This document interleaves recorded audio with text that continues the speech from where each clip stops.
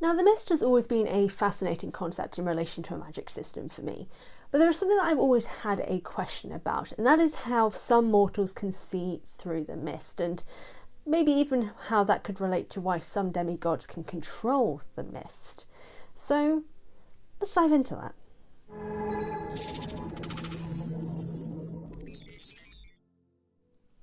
Now, this is something that has, in a sense, kind of been discussed in this series, even though not to the level that really gives any answers towards it. But we have multiple mortals who have the ability to see through the mist, or gain the ability to see through the mist. We've got Rachel Elizabeth Dare, who later becomes the Oracle due to the strength of her abilities to see through the mist. Even May Castellan, Luke's mother, is able to see through, which is why she was a candidate for a possible Oracle if, the whole curse thing wasn't involved. And then we even have Sally Jackson, and even in the Magnus Chase books we have Emir, Samira's boyfriend, who, with the help of Magnus, is able to kind of comprehend, without his mind basically burning up, how the world of gods exists. And so it leads to very interesting questions as to how these mortals are able to see through the mist, and even in some cases how that could possibly be related to why other demigods may be able to control the mist themselves. But as you will discover, that's going to be a discussion for another day. I don't know why I brought it up now. I'll discuss that later. So let's go into that a bit more. Now, for me, there are two possibilities for what this could be, and the first one is one that I think is one we have the most evidence in relation to, and that is due to the idea of believing that gods exist is something that sometimes logical thinkers may not really be able to think through, which is why a creative mind may be the key to why some mortals can see through the mist. We can look at Rachel and Sally in this case, both people who are incredibly creative beings. Rachel is an astounding artist who uses her art to basically tell prophecies when she becomes an oracle. Her art is intrinsically tied to her ability to see through the mist.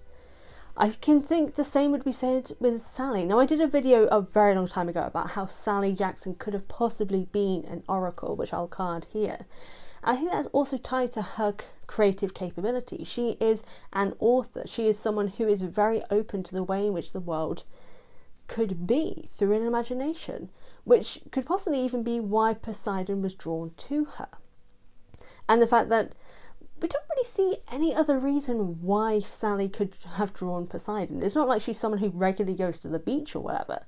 She's someone who writes books, has a tragic past, and, works in a candy shop. There's nothing really there that ties to it, except maybe the fact that she could recognise Poseidon because she could see through the mist, because she is an openly creative person. Even Paul Blowfist, for example, the man's a Shakespearean actor. He could possibly have been able to use that imagination side of his, even though it was very small, which could tie into why he's not really able to see through the mist that well. Taking, for example, the scene where he is fighting a monster and he basically just says, "I really hope that was a monster."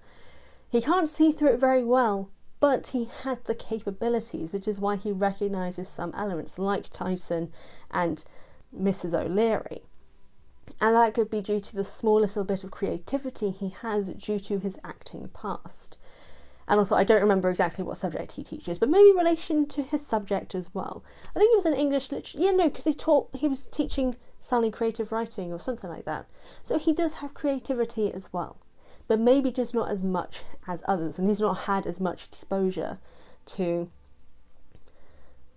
the gods in general prior to this, so maybe that's why he's not as open to it. Even Emir, for example, he is someone who is a mixture between someone who is a logical mind and possibly even someone who's creative, due to the fact that he works and creates food. Food is an art, but he's someone who thinks very logically due to his religion, which is why we lead into the second part, carry on from Emir in Magnus Chase, which is this possibility that having exposure to gods and having someone who guides you through understanding what's basically happening with this world, as Magnus Chase himself does with Emir. Emir's mind is basically fracturing at this point in the series when this starts to happen.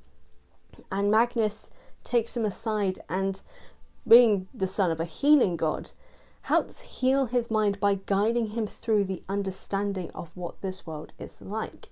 And even later on we hear from Emir himself of kind of figuring out a way to kind of work his mind into the understanding of Norse gods existing, because yeah, they're gods, but they're not deities. They're not like Allah, which is the god that he believes in.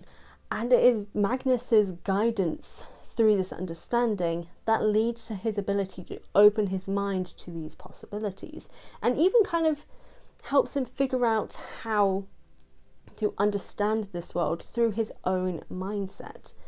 We could even tie this slightly to Paul. Like, Paul's mind has been opened to the possibility, but he hasn't had enough exposure. He's had some, obviously meeting Poseidon being a dickhead, and then also knowing about Tyson and Mrs. O'Leary, and then obviously then fighting the monsters. So he's had this exposure, but he is in a sense working things into his own mind. So he can't fully see through the mist, but he has the capabilities due to this exposure and this guidance through understanding this world.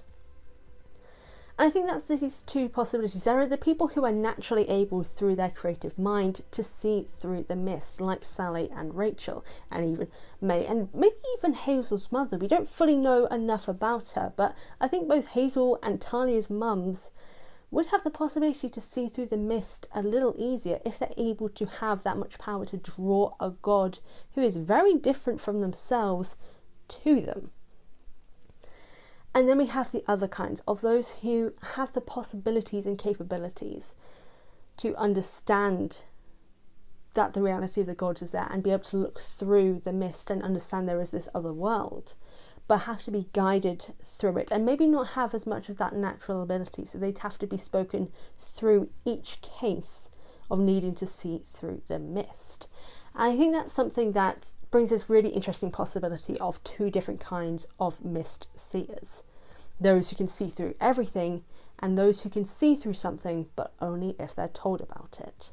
I don't know, I think it's just really interesting. Seeing through the mist is just something that's really interesting. And this has also led into a very interesting idea for another video that I'll have to do about demigods controlling and seeing through the mist. So if you're interested in that, let me know in the comments and I'll be sure to get through to that one soon.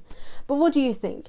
How do you think mortals who can see through the mist can see through the mist? Is there something that you think makes it possible for them to see, or do you just agree with the two different possibilities that I've brought up here? Whatever the case, let me know in the comment section down below. I would love to hear your thoughts on this, and let me know any other theories that you would like me to cover in future. As always, thank you all so much for watching this video. I truly do appreciate it. Be sure to hit the subscribe button and the notification bell if you haven't already. Drop a thumbs up, check out my merch store, my Patreon and all that good stuff. And yeah, again, thank you all so much for watching, and I'll see you all next time.